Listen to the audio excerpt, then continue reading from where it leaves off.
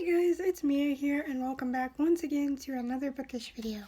Now, I finally finished The Rise of Kyoshi.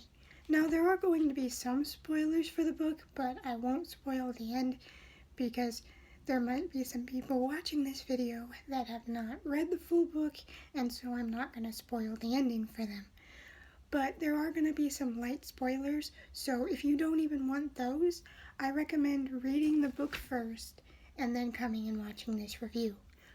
Now, with that out of the way, and assuming that everyone that heard spoilers has left already, let's get into the review.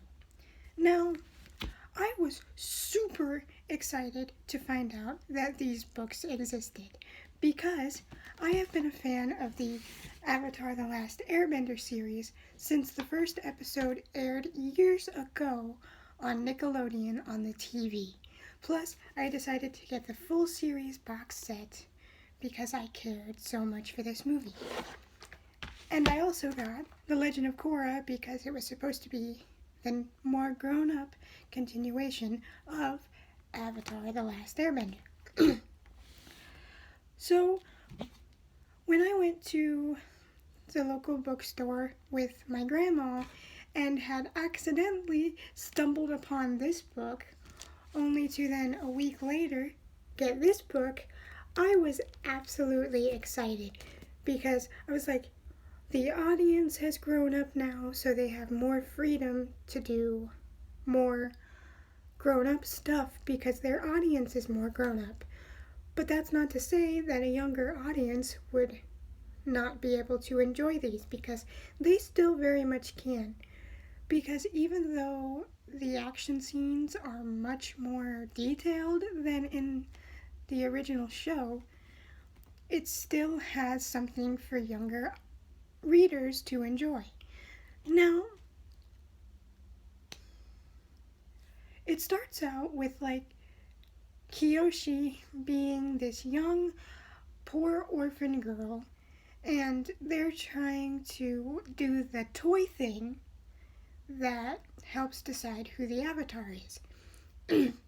And real quick, if you're unfamiliar with the toy thing that they do to pick the Avatar, it's that they set out 1,000 different type of toys, and only 4 belong to the past Avatars. So if a kid manages to pick out more than one of those toys, it's more than likely that they are the Avatar if they are gravitated to those 4 toys, because they are able to look back on their past lives and pull wisdom from them. So they figured that the Air Temple method of using the toys to find the Avatar is the best, most efficient way, which it turns out it actually is. So that's how the book starts. We get to see them setting up this whole toy ceremony and trying to find the new Avatar. And they are just getting so frustrated because it's been years and they cannot find the new Avatar. And the Avatar is the bridge between humans and the spirit world, so they need that. And it fast forwards to years later. They think the Avatar has been found. Kyoshi was taken in by one of the people running the toy ceremony because she was an orphan and because he felt bad. So, but then I'm like, wait, Kyoshi was the Avatar. So who the heck is this? Because he can't be the Avatar because the Avatar cannot be alive if there's already an Avatar. That's just how it works, because there's a cycle. You can't have a past life with another life. It doesn't work that way in the Avatar cycle. So she ends up doing something later that proves that she's the Avatar without a shadow of a doubt, because she both picked one of the Avatar toys when she was younger, and she showed an amazing feat of an Avatar-like feat on a journey. And let me tell you, during this journey, something happened that I was like, whoa, the writers of this book really stepped up the violence in this, because it was just like, they were talking peacefully, and then next thing I know, fighting breaks out, and I'm like, what just happened? That was the most like graphic death we've ever had from something with the Avatar The Last Airbender name. So they're not holding back because they know their audience is older. That caught me off guard, and I'm not going to say where it was or where it happened or what happened because I want it to catch you guys off just as much if you have not read it.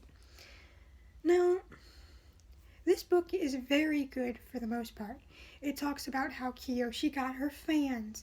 It talks about how her struggles of being an orphan and how her parents were like Dauphin, which means bandits or whatever you want to say it. So she ended up meeting with a group of bandits, and then it comes out that she is the Avatar to them, and it's just their journey trying to both evade the villain of the story, which I'm not going to tell you who's the villain because that would ruin the shock of it, and that shock was really well done, so I'm not going to ruin it for you.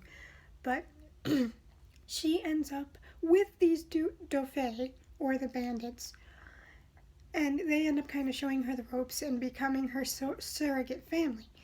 I really like that dynamic, and I really like her friendship with Rangy. But that is automatically ruined the second they just out of nowhere kiss. Like, I am so sick and tired of the friends or like the male character, the female character, the male lead and the male lead, or the female lead and the female lead falling in love. Especially like this, where they showed absolutely no love towards each other other than friendship, and then all of a sudden they're kissing. I feel like they just shove love in because the editors or the publishers say, oh, we gotta have a love somewhere in here. It is not illegal for friend characters to stay just friends, especially when there was no build-up to them being in love in the first place. It was just out of nowhere love. I am sick and tired of seeing instant love because that is not a real thing, and if you think you have instant love, you probably need to reevaluate yourself. I'm so sick and tired of love triangles, which was one of the reasons I really didn't like Legend of Korra. Because, oh boy, Legend of Korra got really annoying with Korra and freaking what's his name? Not Bolin. Mako. And then Asami. And then poor Bolin, who was actually going to be good for Korra, is back here in the background, completely ignored and friend-zoned, and that got really annoying.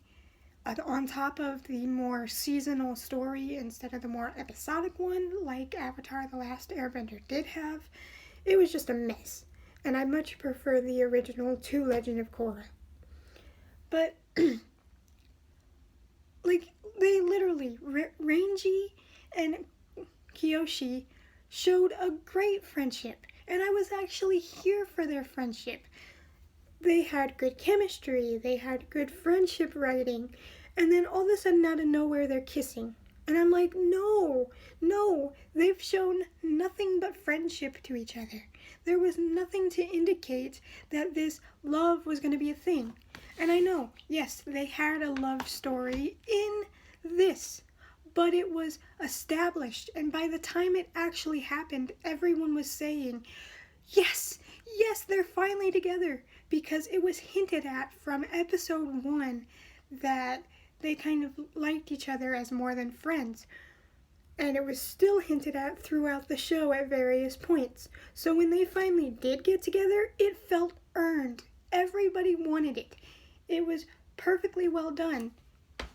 But in this, it goes from them being friends to all of a sudden they're kissing. And I'm like, whoa, they didn't show any sort of lover's relationship at all. And it just caught me off guard, and not like an, oh, this is so cute way. I'm like, it caught me off guard in a they didn't need to do this type of way. It is okay for two main characters to stay just friends. Actually, that would be kind of freaking refreshing at this point because we don't always need characters to be in love. I get that love is a real thing that happens in the real world, but for once, just once, I'd like to see a book or a show where the main characters stay just friends, especially when they already had a perfectly good friendship relationship to begin with. But other than the love coming out of nowhere, and that was not earned, it was a really well written book. The violence caught me way off guard in such a good way because I was not expecting it to be as violent as it was coming from Avatar: The Last Airbender, which was pretty tame in its action. But it's a great book. I highly recommend it. You won't be disappointed, even though it took me months to read it because I'm a slow reader and I got busy. And I was going to go directly into Shadow of Kyoshi, which is 100 pages shorter. And that kind of made me mad because they're the same price. But anyway. But since it's Christmas, I figured I would go into my Christmas theme books. And I think I'm going to start with A Christmas Secret because it's pretty short with pretty big writing and cut off at the end of the pages. So this is going to be the first one I start with in hopes of getting at least one done this Christmas month. So that is it for me. What are you guys reading? Have you read Rise of Kyoshi? If you did, what were your thoughts on Rise of Kyoshi? I thought it was a great book and the uppage on the action was very well handled. I liked the characters and the only thing I didn't like about it was the love scenes. So that's that. Yeah, if you're going to write a love scene, make it earned. If you're going to write friendships, keep them friends. Just saying. But that's it for me, so I hope to see you next time. Bye, guys.